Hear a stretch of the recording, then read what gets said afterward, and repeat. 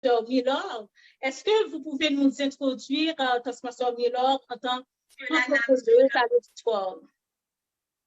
Merci, Toastmaster Jean-Pierre. Encore une fois, je vous salue et c'est un plaisir à nouveau de partager le panel avec ces deux entrepreneurs Toastmasters. Je dois vous dire que bien avant de parler de Doctorpreneur, et c'est ce qui va justement m'amener à parler de mon entreprise, alors pour ma carrière professionnelle, bien avant que je suis médecin, et c'est de là étant qu'a pris naissance Doctorpreneur Haïti.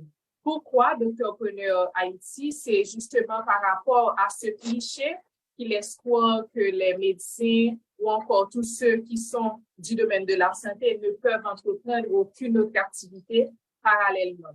Alors, j'avais l'habitude d'entendre dire particulièrement de moi que les médecins ne peuvent pas faire autre chose, qu'ils ne sont que des batteurs de bêtes, entre guillemets. J'ai vécu ça, il y a certains collègues qui ont vécu ça aussi et ça a commencé par rapport au premier lot lorsque j'étais étudiante et j'ai remarqué qu'il y avait d'autres étudiants aussi qui, pendant le lot, ils ne pouvaient pas aller à l'université, mais lorsque je regardais leur statut, ils faisaient autre chose, ce qu'on appelle, par exemple, ceux qui confectionnent des sandales, etc.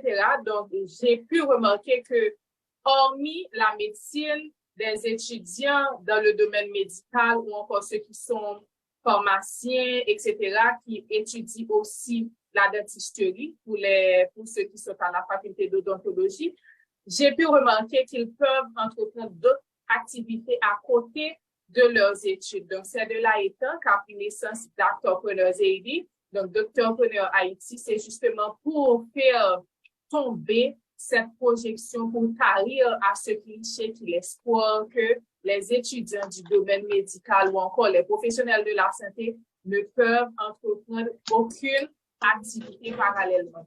Et on avait pris l'exemple avec Dr. Fenel Laouzilia, qui est notre premier supporter. Beaucoup d'entre nous, beaucoup de personnes ne savaient pas que Père Desmérins, c'est sous ce nom qu'on le connaît, c'est sous ce week-end qu'on le connaît, était médecin. Personne n'était au courant de ça. C'est à partir, pour la plupart des gens, de Doctorpreneur qu'on s'est dit, oh, il était aussi médecin, il est musicien, il est acteur, etc. Donc, on a pu remarquer qu'il est quelqu'un de polyvalent et à côté de la médecine, on peut aussi entreprendre d'autres activités. Donc, c'est en gros ça, Doctorpreneur Haïti. Et on en parlera un petit peu plus tard, plus amplement. Parfait, merci Toastmaster Miller. En effet, c'est comme tu étais avec une loupe pendant la période de l'or pour découvrir que tel métier. Justement. Et comme un mal qui est devenu bien dans le sens que c'est à cause de l'insécurité que vous étiez obligé de rester chez vous. Mais par là, vous avez trouvé une possibilité de créer. Et toi, c'est comme à voix haute, tu dis, un médecin peut être un entrepreneur. Et je suis bien l'exemple. Oui, exactement. Je suis Toastmaster, je suis médecin, etc., etc.